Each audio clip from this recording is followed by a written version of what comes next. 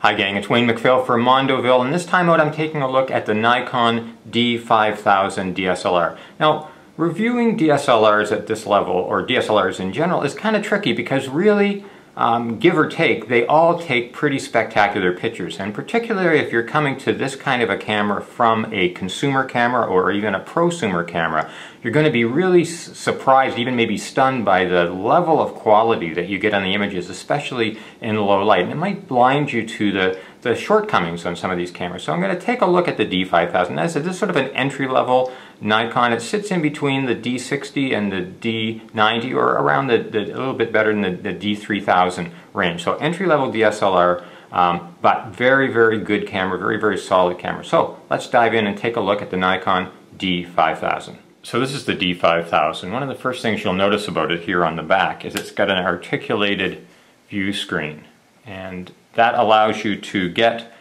shots in different directions in difficult situations like on the ground or overhead. You can shoot overhead, tilted up or down and around.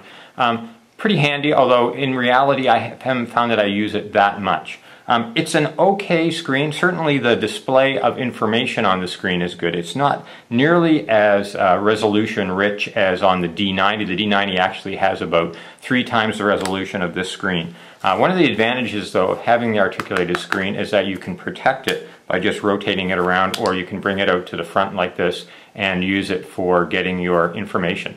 The user interface on the display is really good. Nikon's done a really good job of presenting the information that you need when you need it in the viewfinder. And the live view works okay as well. Although I've got to say, as on other DSLRs, I'm not really thrilled with live view as an ongoing tool for photography. I can see how it would be useful in studio situations, in portrait situations, but out and about, especially in low light, it really is at a disadvantage through the viewfinder. Now, when we looked at the Canon GH1, I told you that it had an electronic viewfinder here. This has an optical viewfinder. It's nice and bright. It has a diopter here that allows you to adjust for your eyesight, and that's good, especially if you're wearing glasses or if you're myopic. So all that stuff works well. Here you can see too at the top that this is really a consumer level DSLR. You can tell that because of all these modes here, all these kinds of scene modes that you're probably familiar with if you have a consumer or a prosumer camera that allows you to shoot on the beach, or in bright sunlight or in snow or whatever. You're not going to find that on a higher end camera. This is really a entry-level DSLR. You can also tell that because the body doesn't feel as solid as, say, a D90 or certainly a D3 or D300. It's a smaller body. You can see that. It's not as small as, say, the Panasonic GH1, but it's certainly a smaller body than the higher-end DSLR. So if you're looking for a DSLR experience, but without a lot of the bulk, this isn't a bad way to go. And it still has a really solid feel in the hand, which Nikon is pretty famous for, actually. I found using the kit lens that comes with it, the 18-105, okay, although the telephoto in and out feels a little bit mushy. It doesn't really feel super great, and that's understandable because it's a kit lens. It's not going to be the best quality build, and certainly the optics aren't going to be as good as a higher end lens.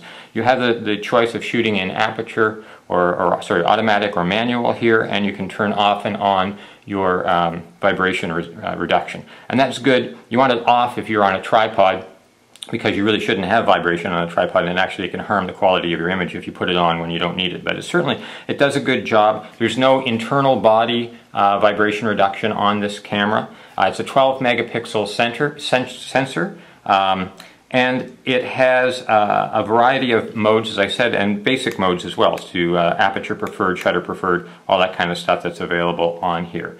There's an array of tools in the camera for doing some basic color correction and retouching.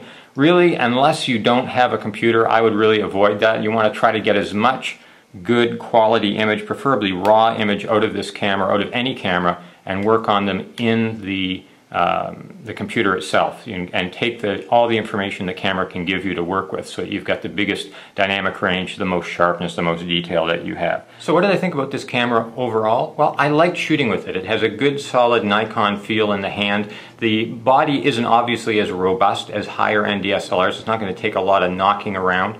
I like the articulated viewfinder, although it's not a game changer or game breaker for me if it wasn't there.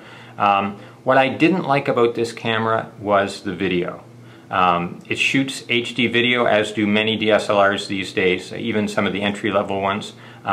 The problem is it suffers from the jelly effect. That means that when you actually pan your image, you'll see it looks like it's sort of wobbling from top to bottom. Obviously not great for HD video. Also, there's only mono sound in the built-in microphone, and there's no ability to add an external mono or stereo microphone, which is a real disadvantage. So if you're looking for a camera that gives you great stills and also HD video, so as sort of a substitute for buying a camcorder as well, this is not that camera. That said, it's a really good entry-level camera. You might also want to look at the D60, you might want to look at the Rebel line from Canon as well. So that is the Nikon D5000 from Nikon. And a good, again, entry-level camera. Thing that sets it apart, this and the video, but the video, I think, is not something that you should go out of your way to get a hold of for this camera. For Mondoville, this is Wayne MacPhail. Talk to you next time. Bye-bye.